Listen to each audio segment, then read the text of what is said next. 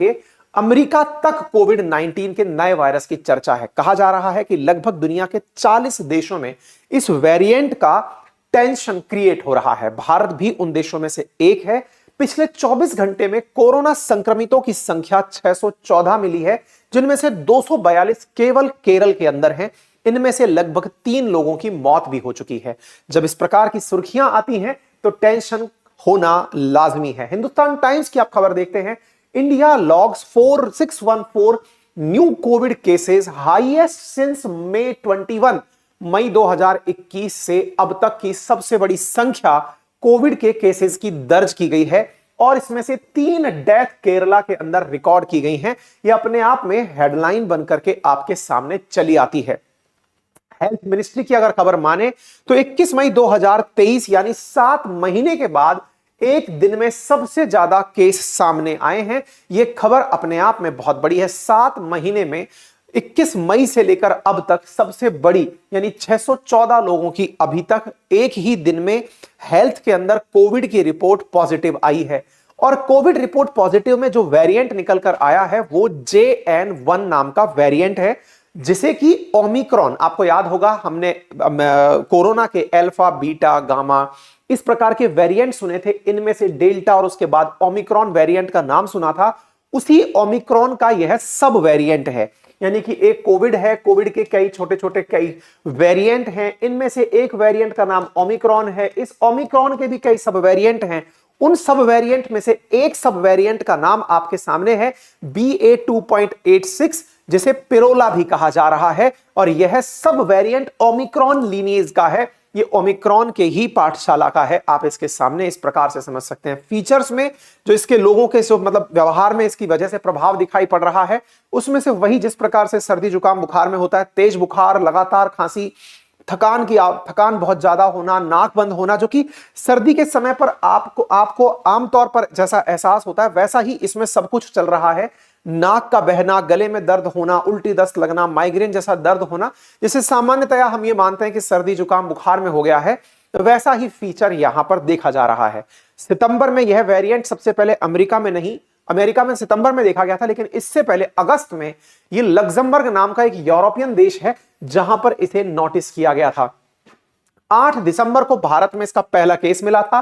15 दिसंबर को चीन के अंदर इसके 7 मामले निकल कर आए थे। आपको मैं बता दूं कि कोरोना जिस प्रकार का वायरस है, कोरोना जिसके अंदर हमने पढ़ा कि एक न्यूक्लियर मटेरियल है, उसके चारों तरफ प्रोटीन लगा हुआ है, तो प्रोटीन के अंदर या न्यूक्लियर मटेरियल के अंदर होने वाले जो म्यूटेशंस हैं, उससे बाहर का प्रोटीन बदलता चला जाता है और उसके नए नए वेरिएंट्स निकल कर आते रहते हैं। और जो नए वेरिएंट्स निकल कर आते हैं, जरूरी नहीं है कि सबका ऑरिजिन चाइना से ही हो। एक बार कोविड बाहर आ गया, अब उसके अंदर जिस तरह का किसी प्रकार का व्यवधान रास्ते में आया, मतलब आप इस प्रकार से समझिए कि जो म्यूटेशन है ना, म्यूटेशन के बारे में कहा जाता है कि न्यूक्लिक मटेरियल को अगर कोई एक रास्ता अवरुद्ध करता है तो वो अपने आप को बदलकर कुछ और नए रूप में बाहर निकल कर आता है, क्योंकि उसे आगे ग्रो करना है। कोविड के केस में भी ऐसा ही हुआ कि कोविड के जिन वेरिएंट्स पर हमने कंट्रोल स्थापित कर लिया, उन्होंने अपने आप को वेरिएट करना शुरू कर दिया। अपने जीनोम सीक्वेंसिंग में जीन को परिवर्तित करना शुरू करके नए प्रकार के प्रोटीन प्रोड्यूस करने शुरू किए, जिससे नए वेरिएंट्स और सब वेरिएंट्स निकलने लगे। तो ये नए वेरिएंट्स और सब वेरिएंट्स जो हैं, इन्हीं का आज आप सुन रहे हैं। यानी इसका मतलब ये नहीं है कि आपको ये चीन से ही खबर आएगी तो आप इसे सही मानेंगे। ये दुनिया के किसी भी देश से अगर खबर आ रही है तो आपको ये माननी चाहिए, क्योंकि ये म्यूटेशन कहीं भी हो सकता है। लगभग 40 देशों में इसके बारे में चर्चा सुनाई दे रही है कि JN.1 जो है ये आकर के खबर बना हुआ है। सबसे पहले अगर हम बात करें तो केरल में ही सबसे पहला केस इसका रिकॉर्ड किया गया था कोविड-19 का। 8 दिसंबर को केरल के तिरुवनंतपुरम में इसका केस निकल कर आया था। एक 79 वर्षीय महिला को यह रिपोर्ट पॉजिटिव आई थी, जिन्हें इन्फ्लुएंजा जैसी बीमारी के हल्के लक्षण दिखाई दिए थे। कोविड के सब वेरिएंट का सबसे पहला मामला इस वाले वेरिएंट का लग्जमबर्ग में देखा गया था। अब तक 40 देशों में इसके मामले सामने आ चुके हैं। पिरोला वेरिएंट का यह एक रूप है जो आप सुन रहे हैं, ठीक है। यूएस साइंटिस्ट भी इसे स्पार्क का एक बड़ा कारण मान रहे हैं। अब धीरे धीरे विभिन्न राज्यों के अंदर इसकी संख्या देखी जा रही है। इसी बीच में स्वास्थ्य मंत्रालय के द्वारा भी इसकी सूचना जारी की गई है। आप यहां पर कोविड केसेस की संख्या को अगर लास्ट 30 दिन में देखें तो सबसे बड़ी संख्या 614 लोगों की यह आपको कल की तारीख में दिखाई पड़ती है। कोविड के मामलों में अचानक वृद्धि देखी गई है। इन बढ़ी हुई संख्या में सबसे बड़ी संख्या केरल की है, जहां पर 519 मामले कोविड के रिपोर्ट किए गए हैं। उसके बाद कर्नाटका, तमिलनाडु, महाराष्ट्र, पुडुचेरी, गुजरात, तेलंगाना, दिल्ली, गोवा और पंजाब में केसेस रिकॉर्ड हुए हैं। इन्हीं में से ये जो केसेस हैं, इनमें गोवा के अंदर रिसेंटली 19 केसेस अब तक अपडेट आ चुका है, जहां कल का अपडेट आप गोवा का देखते हैं मात्र 3 केसेस का। आज आप सुर्खी देख रहे हैं आज शाम की लगभग 5 बजे की, जिस समय कोरोना के अंदर लगभग 19 केसेस गोवा के अंदर रिकॉर्ड किए जा चुके हैं। अब बड़ा सवाल यह बनता है कि ये कितना ज्यादा जानलेवा है, क्या इसकी वजह से जान जा सकती है? हालांकि अभी तक WHO के द्वारा इसे वेरिएंट ऑफ इंटरेस्ट घोषित किया है। इसका मतलब WHO इस पर नजर बनाए हुए है। जहां तक सरकार के खुद के स्वीकारोक्ति की बात है, गत 2 वीक में अभी तक 16 से अधिक लोगों की कोविड के कारण मौत हो चुकी है। दैट मीन्स ये कंसर्न का तो मामला है, लेकिन इस मामले में सरकारें अभी भी पूरी तरह से केवल इस पर निगरानी बनाए बैठी हुई हैं। इसी के चलते हुए आप देख सकते हैं 60 साल से अधिक उम्र के लोग, चाहे वो केरला में हो चाहे कर्नाटका में हो, मास्क अनिवार्य कर दिया गया है।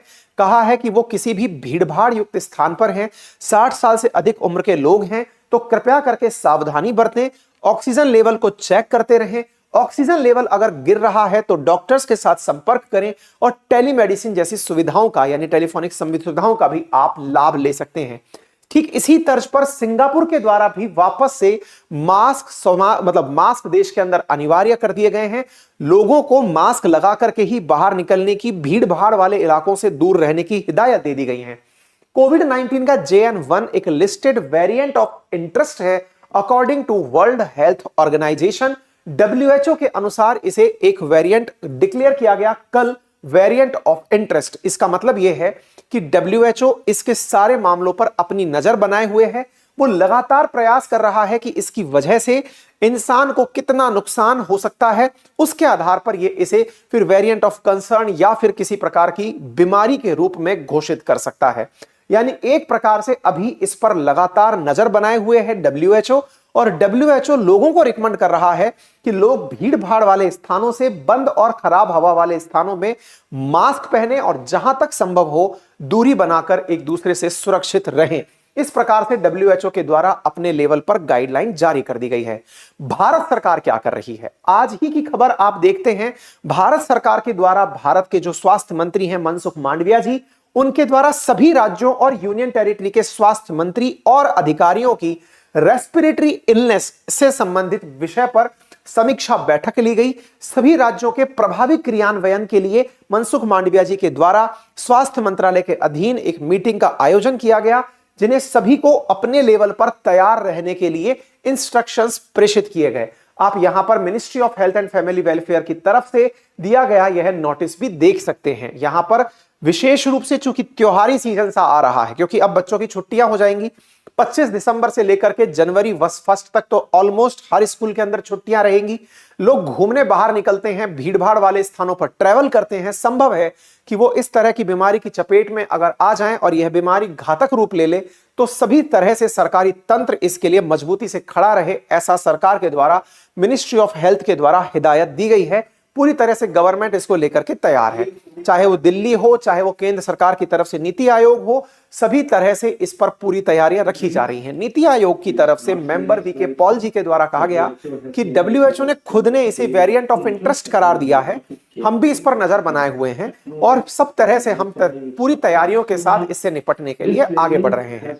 रही बात इस चीज की कि 16 लोग मारे गए, इस विषय पर क्या ख्याल है, तो मुद्दा यह है कि जो लोग मारे गए हैं वो किसी ना किसी अन्य बीमारी से भी पैरेलली पीड़ित चल रहे थे। प्राइमरी कॉज कोविड था ये कहना गलत होगा, लेकिन हाँ फिर भी हम इस पर पूरी तरह से नजर बनाए हुए हैं। अगर अब तक, जब से कोविड आया है तब से लेके अब तक अगर हम बात करें तो देश में कोविड के लगभग 4.5 करोड़ केसेस हो चुके हैं जब से कोविड आया है तब से, जिनमें से 4.44 करोड़ लोग रिकवर कर चुके हैं। एक्टिव केस अभी भी 1700 के आसपास हैं। 2 दिन पहले की आप ये खबर सुन रहे हैं, हमारे देश में लगभग 5.5 लाख मौतें कोविड से अभी तक हो चुकी हैं। अब बात करते हैं इससे बचाव की क्या हिदायत है। पहली चीज तो सबके सामने है, क्योंकि यह सांस से फैलने वाली बीमारी है, ऐसी स्थिति में आप लोग भी सर्दी के समय भीड़भाड़ वाले स्थान पर जाने से बचें। और संभवतया यह भी आप समझते हैं कि सीजन ऐसा है कि इस समय सर्दी जुकाम खांसी बुखार ज्यादा होते हैं, तो ऐसे सारे काम करने से बचें, चाहे खुले में घूमना हो, भीड़ भाड़ में रहना हो, जुकाम खांसी वाले व्यक्ति के साथ बैठना हो, आप उससे साफ साफ बचें। वेंटिलेशन प्रॉपर तरीके से कमरे में रखें, सो दैट अगर कोई इस तरह की एयर आती है तो वो बाहर निकले। साथ ही समय खांसते और छींकते समय जो प्रिकॉशंस कोविड के समय रखते थे कि आप अपने मुंह पर हाथ रखें, हाथ मुंह लगातार प्रॉपर तरीके से धोते रहें। वैक्सीनेशन अपना जरूर पूरा कर लें, क्योंकि सरकार का मानना है कि जिन्हें वैक्सीनेशन है वो सभी लोग पूरी तरह सुरक्षित हैं। और अगर आपको फिर भी लगता है कि आप किसी प्रकार के ऐसे फीचर से ग्रसित हैं, तो अपने आप को घर के अंदर आइसोलेट कर लें। हालांकि सरकार के द्वारा जो बाहर से आ रहे लोग हैं उनकी भी प्रभावी मॉनिटरिंग, अगर कोई बाहर से आ रहा व्यक्ति किसी बुखार से पीड़ित है तो उसकी